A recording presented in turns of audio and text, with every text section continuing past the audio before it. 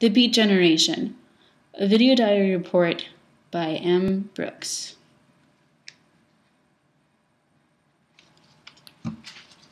Hello, and welcome to the Beat Generation. As an introduction, I would like to first begin by discussing the phrase beat generation. Now, it seems imperative to first define the two words separately in order to gain some kind of understanding as to what the phrase beat generation can really mean. Defining generation shouldn't be all that difficult, except that in the case of the Beats, it is quite an adventurous task.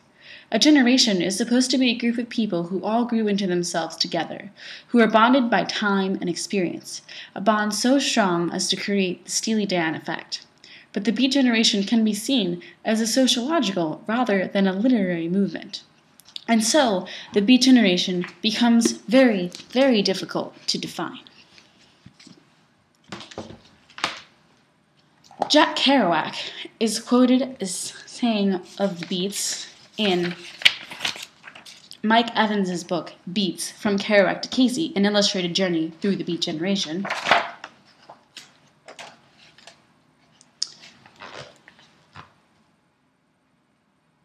Members of the generation, the Beats were members of the generation that came of age after World War II, who, supposedly as a result of disillusionment stemming from the Cold War, espoused mystical detachment and relaxation of social and sexual tensions.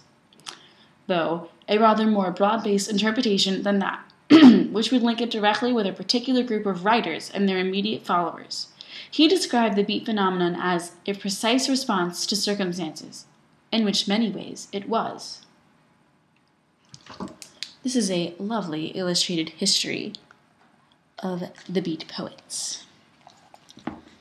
So based on that definition from Kerouac, the Beat generation is a response to circumstances. It's a response to the end of World War II and the Cold War. It's a response to the end of the 40s, the end of the Depression, and then the economic boom. It's a response to gender stereotyping, sexuality being repressed, food typing being really, really strange. What you can and cannot eat was just beginning to be defined by the FDA, which was a rather newish sort of up-and-coming government development. And thinking the FDA, that's not that big of a deal. The point of it is that the government was trying to control the people more and more by instigating more and more regulations. Not that I'm saying regulations are bad, and I don't think the Beats were either. I'm pretty sure most of them had read Upton Sinclair's book, The Jungle, and they knew all about the bad things that went on in meat factories. But my point is, the Beat generation was a bunch of people coming together, maybe resisting, or maybe just reacting to what was going on in the world at that time. In the 60s. In the 60s, there was a force rising out of the 50s. It was the men coming home from war. It was the men and the women leaving the factories. It was the kids growing up as greasers and pink ladies and being all ready to go into the workforce and then being told they didn't have to. The economy is on fire. Go to school. Be educated. Do something else with your life. You don't have to work in a factory anymore. The war is off, eh? Because now we're in a Cold War. Now we're in this crazy, intangible thing. And rules are being all completely redefined. So you get the Beat generation.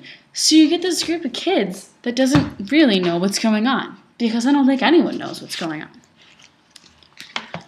Whoa. You have music that is going crazy. The music industry exploded in World War II in the United States with the coming of jazz.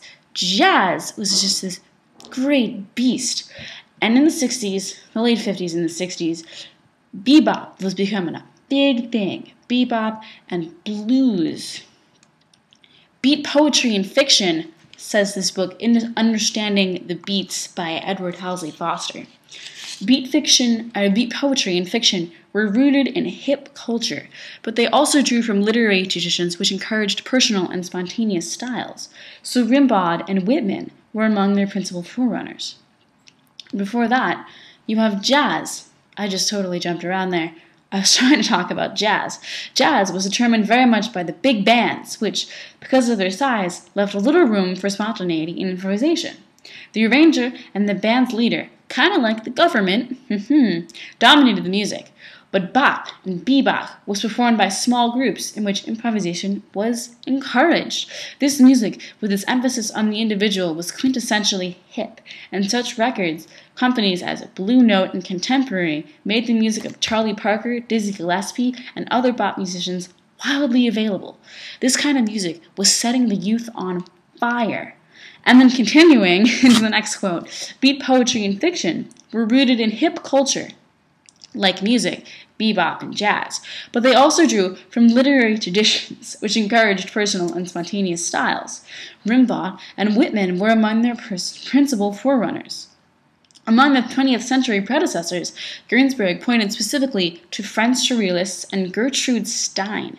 Stein was especially important for both her fiction and poetry, were major contributions to expressionist aesthetics, and the beats were strongly indebted to the expressionist tradition. Expressionists.